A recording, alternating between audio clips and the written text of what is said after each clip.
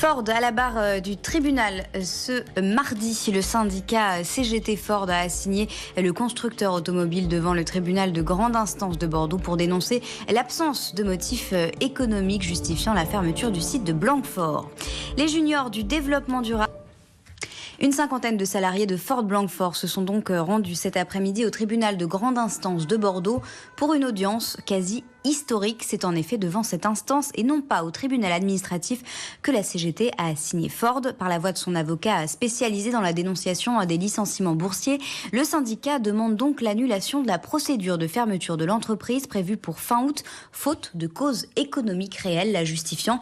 Il dénonce aussi un abus de droit par Ford en refusant une offre de reprise crédible et solide, comme l'avait qualifié le ministre de l'économie Bruno Le Maire, celle de Punch, une offre qui ne serait d'ailleurs plus d'actualité. Aujourd'hui, l'avocate de Ford, elle, réfute tous ces arguments sur le fond au vu du PSE validé par la Directe, et sur la forme, elle conteste au tribunal comme au syndicat toute compétence pour en juger. De son côté, la CGT bénéficie du soutien des principales collectivités locales, régions, Bordeaux Métropole, départements, villes de Bordeaux et de Blanquefort. En revanche, l'État a refusé d'intervenir, arguant que cela mettrait en péril le PSE et les 15 millions d'euros supplémentaires promis par Ford pour la réindustrialisation du site, au grand regret de la CGT qui joue aujourd'hui sans doute sa dernière carte. Écoutez.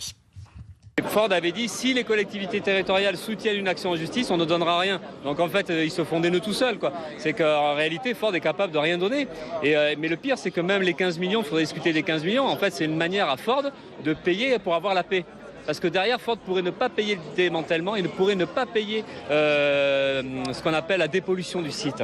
C'est ça qui est terrible, c'est qu'en réalité, Ford peut-être donnerait moins que ce que la loi l'obligerait à donner au total.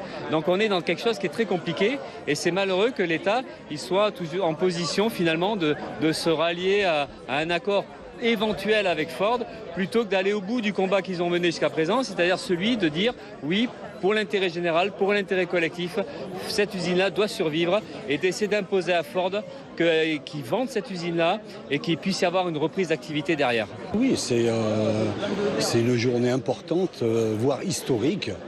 Sauf qu'après, la décision qui peut être prise, oui, pour être historique, et il va falloir que le juge ait le courage de prendre les bonnes décisions. Ça pourrait faire une première et pourrait servir de jurisprudence. Quand on voit aujourd'hui l'actualité où de nombreuses usines sont encore sous la sellette, il faut stopper ces décisions de fermeture d'usines quand des entreprises sont en bonne santé.